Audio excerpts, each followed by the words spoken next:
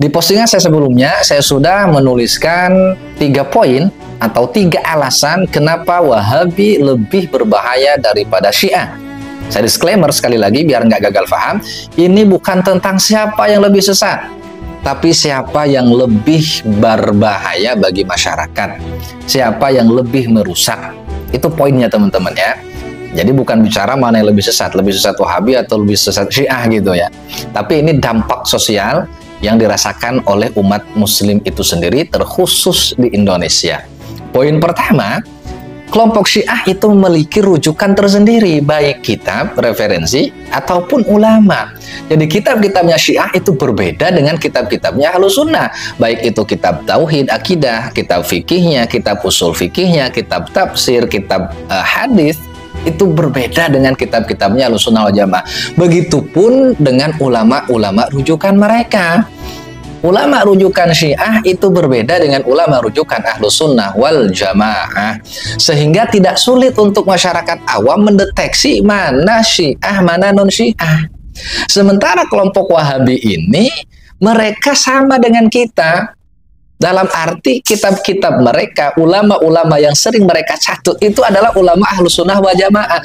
Cuma sayang mereka sering mendistorsi makna, sering merubah konteks ya untuk memuluskan agenda mereka. Ya seolah-olah bahwa apa yang dikatakan ulama ini melegitimasi apa yang mereka pahami.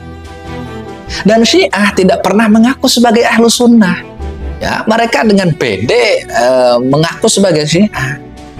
Tapi Wahabi mereka mengaku Ahlus Sunnah wal Jamaah, tapi di sisi lain sering mengejek gitu ya istilah-istilah Ahlus Sunnah wal Jamaah. Ya, di Indonesia kan kita tahu ya, Ahlus Sunnah wal Jamaah itu kan disingkat jadi ASO aja. Tapi orang-orang Wahabi ini terkadang entah mereka nggak tahu atau gimana gitu, saya juga bingung. Padahal ustadz-ustadz mereka itu sudah sangat bangga dan banyak sekali yang sudah menggunakan istilah ASO aja. Tapi masih banyak kelompok Wahabi yang mengejek gitu ya. Aswaja itu katanya asli warisan Jawa, asli warisan kejawen dan lain sebagainya gitu. Lucu gitu ya teman-teman. Mereka di satu sisi mengaku Sunni, mengaku Ahlus Sunnah wal Jamaah, tapi di sisi lain mereka mengolok-olok istilah itu. Nah ini teman-teman ya. Jadi sangat sulit untuk masyarakat awam untuk mendeteksi mana Wahabi, mana non-Wahabi. Karena mereka sering mencatut ulama yang sama dengan ulama-ulama Ahlus Sunnah wal Jamaah. Mereka juga sering misalnya menamai pesantren-pesantren mereka dengan nama-nama ulama Ahlus Sunnah. Ya, pesantren Ahmad bin Hanbal, pesantren Imam Syafi'i, dan lain sebagainya.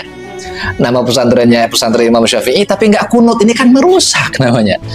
Padahal kita tahu Imam Syafi'i ini adalah ulama yang mensyariatkan atau mensunahkan kunut di dalam salat subuh.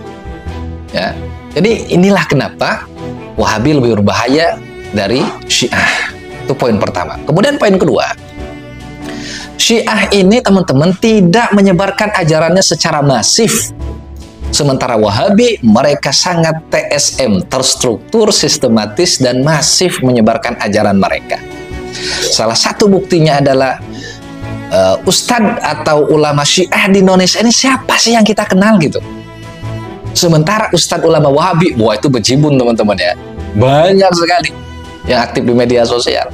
Baik yang kelas atas atau yang kelas bawah itu udah banyak ya.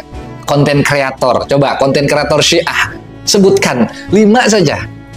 Sulit Pak kita melacaknya gitu. Artinya mereka nggak secara masif menyebarkan ajaran mereka. Mereka hanya menyebarkan ajaran Syiah itu ya di komunitas-komunitas mereka itu sendiri. Sementara Wahabi, konten kreator banyak Pak. Yang cuma modal bacot gitu kan, kayak Harry Pras, wah itu bejibun Pak. Nah ini membuktikan bahwa Wahabi lebih masif dalam menyebarkan pemahaman dan ideologi mereka ke masyarakat dibandingkan Syiah. Kemudian poin yang ketiga, Syiah itu lebih eksklusif ya, sementara Wahabi inklusif.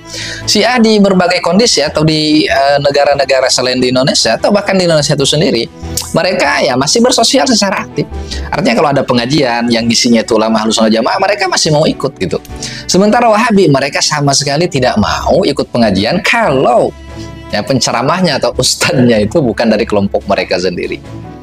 Ya, mereka sangat alergi sekali dengan ustadz mereka, sehingga mereka sering membuat atau mendikotomi ya para penceramah atau ustadz-ustadz di Indonesia. Ini bilangnya ustadz sunnah gitu kan, ini ustadz yang bukan sunnah. Nah inilah teman-teman ya kenapa Wahabi lebih berbahaya daripada Syiah. Artinya masyarakat ini lebih sulit mendeteksi mana Wahabi mana non-Wahabi. Ya, kita mungkin sangat jarang sekali mendengar ada satu keluarga yang pecah gara-gara Syiah, jarang Bapak Ibu sekalian. Tapi Wahabi, saya yakin setiap teman-teman yang nonton video ini punya kenalan atau saudara yang mereka tidak saling tegur sapa, bahkan ya terkesan bermusuhan hanya gara-gara perbedaan pendapat tentang tahlilan Maulid Nabi.